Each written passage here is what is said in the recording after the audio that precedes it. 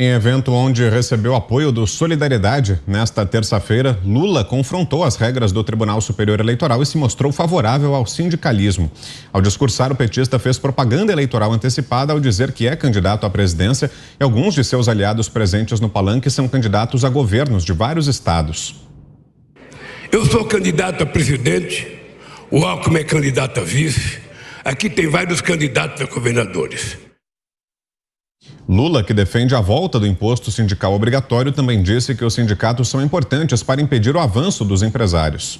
O fascismo não aceita sindicato forte e não tem democracia forte no mundo que não tenha sindicato forte. É importante que o sindicato seja um freio de arrumação na ganância empresarial. Augusto. O Mar Aziz ali, né? Isso. Atrás, que bela decoração, né? Tá bom o cenário pro Lula. Eu, de novo, por que ele tá tão bravo, hein? Tá preocupado com as pesquisas, que ele preza tanto, tá preocupado com o aumento evidente, né? O crescimento da popularidade do presidente da República, ele só grita. Agora, isso aí não deveria merecer uma ação imediata do Randolfo Rodrigues? Propaganda eleitoral antecipada. Ele não falou pré-candidato, ele disse que é candidato. Então, ou se cumpre a lei em relação a todos, ou o Randolfo Rodrigues fica aí desorganizando a campanha do Lula e ajudando a perder. Agora, gostei da citação do Alckmin. Toda vez que o Lula lembra quem é o seu vice-presidente, ele perde mais votos. Você, Fiuza? Olha, nós estamos de fato no túnel do tempo, né, Vitor?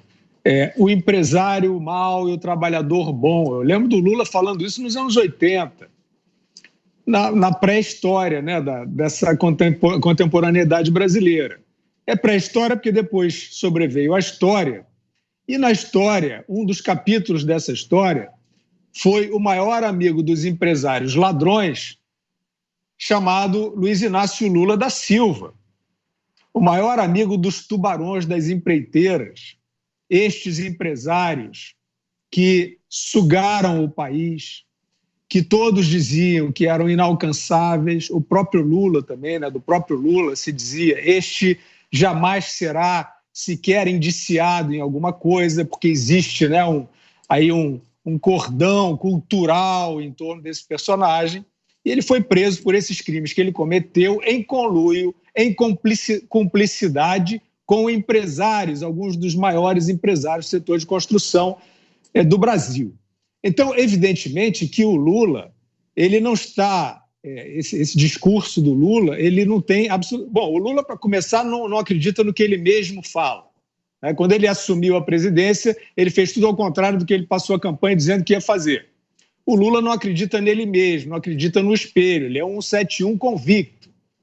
Então, o que a gente sabe é que essa conversinha fiada para essa claque, né? Ele anda com essa claque para cima e para baixo, é um cenário triste, as pessoas ali, a parte fisiológica da política, penduradas nisso que foi um mito e que hoje que é um símbolo da corrupção no Brasil, descondenado, né, dessa maneira impressionante pela máxima corte. Agora, um dos maiores empresários brasileiros, chamado Jorge Paulo Lemann, ele disse em Boston, num evento que ele organizou, a fundação dele organizou, que em 2023 o Brasil vai ter um novo presidente.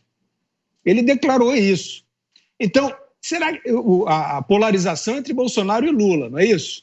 Ou o Jorge Paulo é candidato? Acho que não, né? Então, o Lula não devia estar tão chateado assim com os empresários, né? Principalmente os mais gananciosos, depois de todo o bem que eles lhe fizeram. Diga, Augusto. Não, eu estava observando quem está ali do lado do Lula. Além do Lula, temos Gleisi, o Aziz e o Randolph, né? Fora o resto. O artigo do Código Penal que trata de formação de quadrilha ou bando diz que mais de 3 já basta, né? Então deveriam ouvir uma voz de prisão ali. Você, Zé? Primeiro, sim uma propaganda eleitoral antecipada, e isso é crime eleitoral. Eles vêm atacando o presidente Jair Bolsonaro, diz que está fazendo uma campanha antecipada, mas, na verdade, ele é o presidente da República e a lei admite que um presidente da República dispute a reeleição no cargo. E, nesse caso, não. O Lula está dizendo que é candidato e dizendo lá outros candidatos. Isso é crime, isso é antecipação de campanha eleitoral. Agora, quanto ao mérito, eu acho que ele usa algumas palavras de meias verdades. É preciso, sim, ter sindicatos fortes. Eu defendo sindicatos fortes. Mas o sindicato, para ser forte, ele tem que ser representativo. Ou seja, entra no sindicato quem quer. E o sindicato defende a categoria. Nós temos sindicatos organizados hoje aqui, como a CNI, a CNT e outros sindicatos patronais que agem muito bem em defesa da categoria. E, por isso mesmo, os sindicatos de trabalhadores devem existir e se fortalecer. Acabou. O que vocês estão vendo aí, o Fiuza está certo. Tem um sabor de bolor, parecendo assim, naftalina, quichute, calça-boca de sino, esse discurso, isso não existe mais. Essa história de que o empresário é mau, não existe trabalhador sem empresário. Todo mundo sabe disso. E quanto mais o capitalismo aberto, franco, e economia liberal, e tem empresas, tem trabalhadores e tem organizações sindicais dos dois lados e pronto. Mas não é sindicato para elaborar esse ódio, essa coisa de um contra o outro. E outra coisa, o sindicato, para ser representativo, ele não pode obrigar o trabalhador a doar dinheiro para ele como era antigamente. A reforma trabalhista acabou com isso. E acho que tem que discutir um aprofundamento nessa reforma trabalhista. É preciso ir além. Tudo mudou de Getúlio Vargas para cá. Oceana. Olha, Zé, calça-boca de sino ainda tá na moda, viu? Voltou. Calça-boca de sino, a mulherada já tá usando novamente. Não está tão fora de moda assim. Mas você tá certo, Zé. Tem um cheiro de naftalina. Na verdade, é um clássico marxista, né? Você voltar, você se agarrar à luta de classes, o bem contra o mal. O Barroso até poderia estar aí, né? O bem contra o mal, não é, ministro Barroso? Nós contra eles, os pobres contra os ricos, negros contra brancos. É a mesma história de dividir para conquistar. Isso aí também já está muito manjado.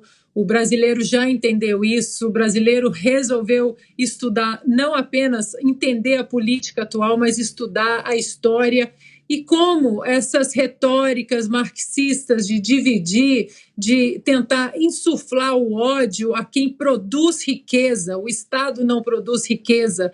Quem produz riqueza é o capital privado. E ele sabe muito bem disso, tanto é que ele sentou no sofá exatamente com as empreiteiras e usou o Estado para que ele pudesse tirar algum proveito disso.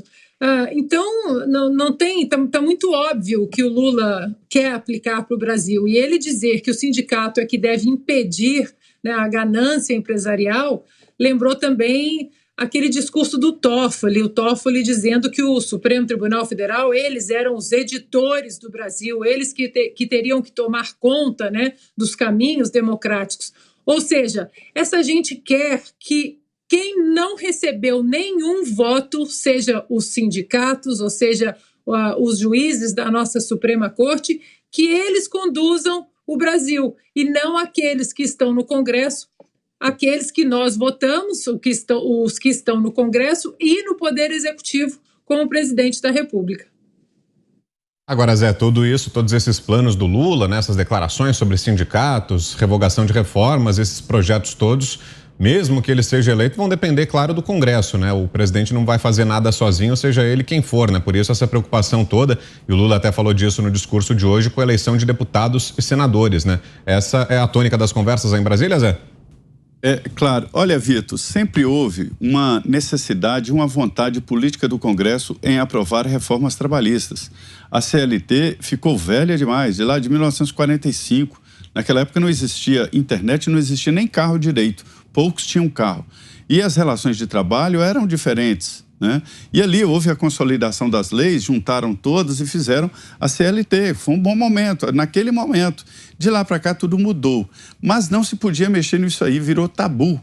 Quem apresentasse uma emenda para falar, se citasse o nome ali de fundo de garantia, ou 13º, ou férias, era crucificado. O nome dele aparecia em postes por cidades inteiras do país. Muita gente perdeu a eleição por defender qualquer mudança mínima na legislação trabalhista.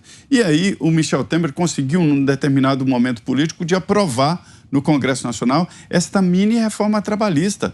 E agora a gente vê um clima exatamente o contrário. Se abrir um debate para um código trabalhista como quer o Ciro Gomes, haverá um aprofundamento.